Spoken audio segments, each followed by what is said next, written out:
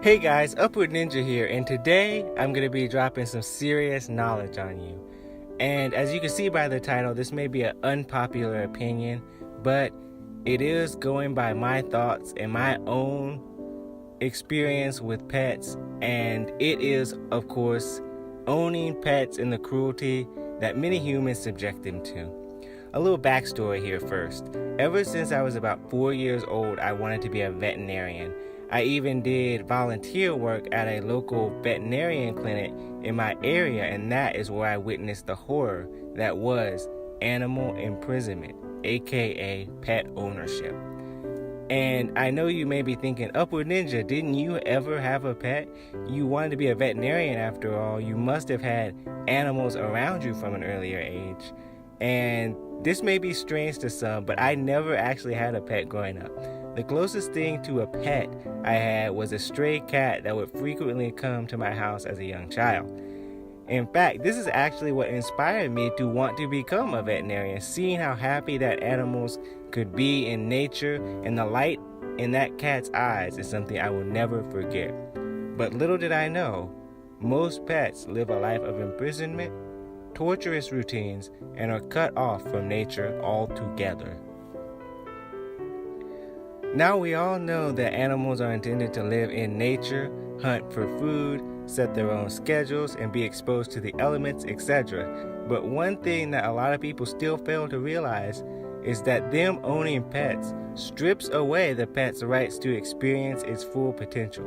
Some may say that they have an easier life because humans take care of them, but any logical thinking person could see that it is not benefiting the animal, but one's own selfish desire to have control and power over another being.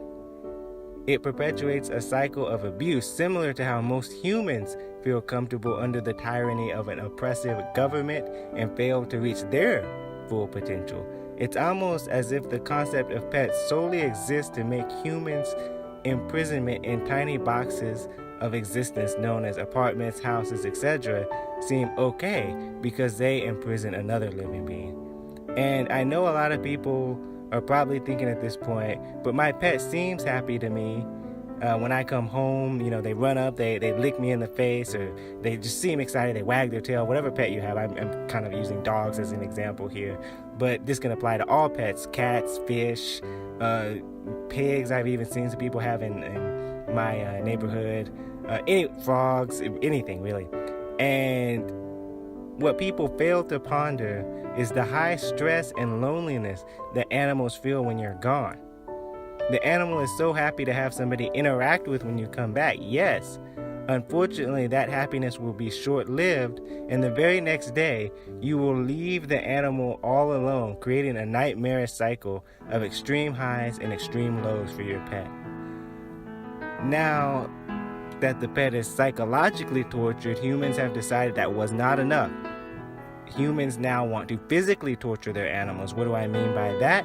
Pets over time become weakened due to constant unnatural vaccines, invasive RFID chips put in them, and the same heavily processed food, all for the sake of safety.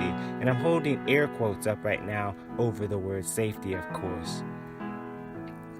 Pets even have to go through brutal genital mutilation in order to prevent overpopulation, which is a complete hoax, by the way, and I wouldn't be surprised if they attempted to apply this towards humans in the near future.